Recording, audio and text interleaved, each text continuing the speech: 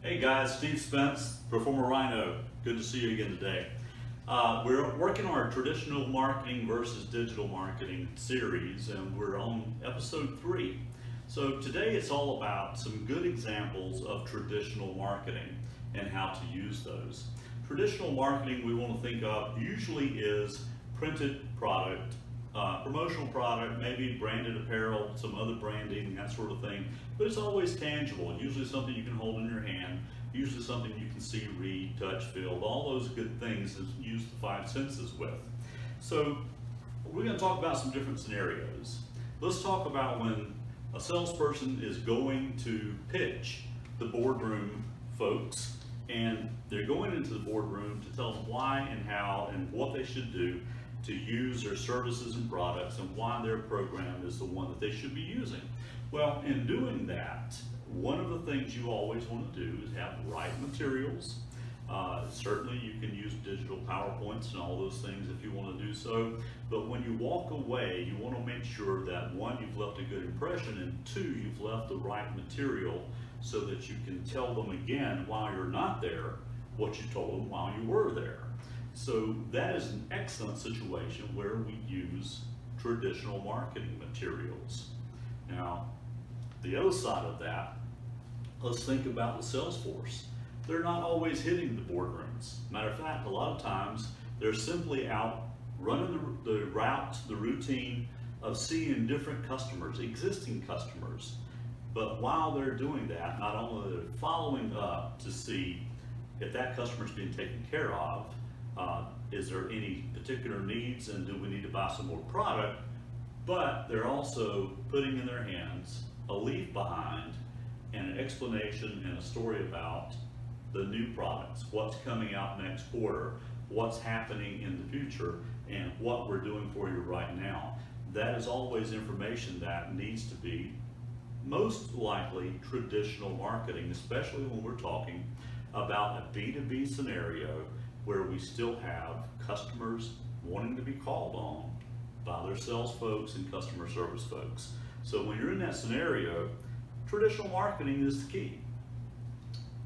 Third example, we have a client and a lot of their clients really appreciate what happens here. A couple things are different, and that is, one, their product goes into cargo planes.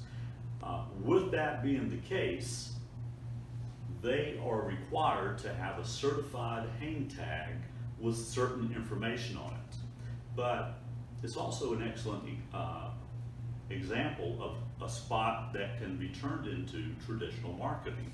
So every time one of their airline clients comes in and asks for that, not only do we do the certification tag, but we add a piece to that, so it's a little larger, and we make a branded hang tag.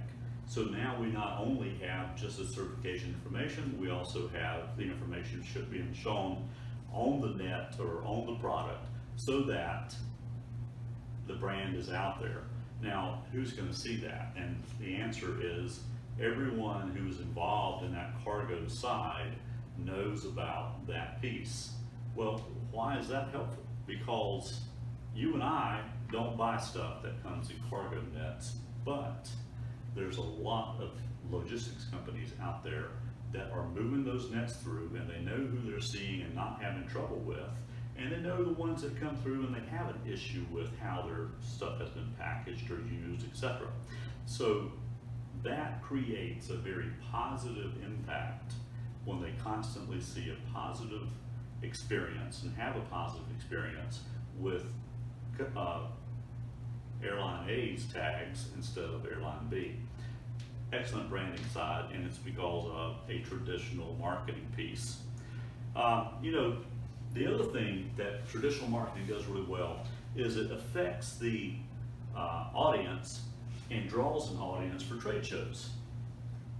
Let's say that you've got to put somebody into a seminar at a trade show and you want to draw the right audience. Well, you're at a trade show, so you're 90% sure that the attendees are the right audience.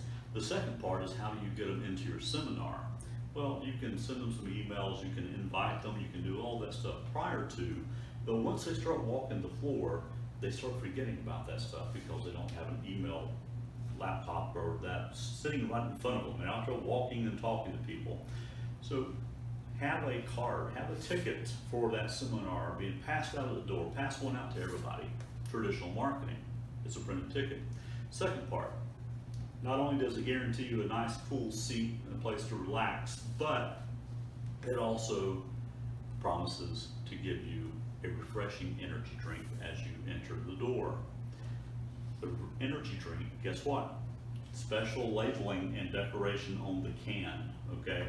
So we printed the cans, and in this particular instance, customer happens to be an energy provider, and the can is printed with all the information about their new energy products and what they can do for that audience.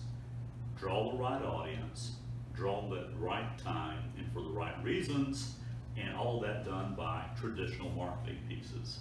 So there's a few good examples of how people were somewhat innovative.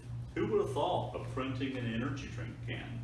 Someone did, and then somebody can produce that for them, and usually that is your local promotional product advertising marketing agency, that sort of thing, which Proforma happens to be one of. So please think about that traditional marketing side. Challenge you to come up with some great ideas that puts things in people's hands, because believe it or not, we still like to touch and feel our marketing products. Until next time, this is Steve Spence, Proforma Rhino, and hey, see those things right down there? Like us, click on them, subscribe to us, check us out, and we'll be back in a bit.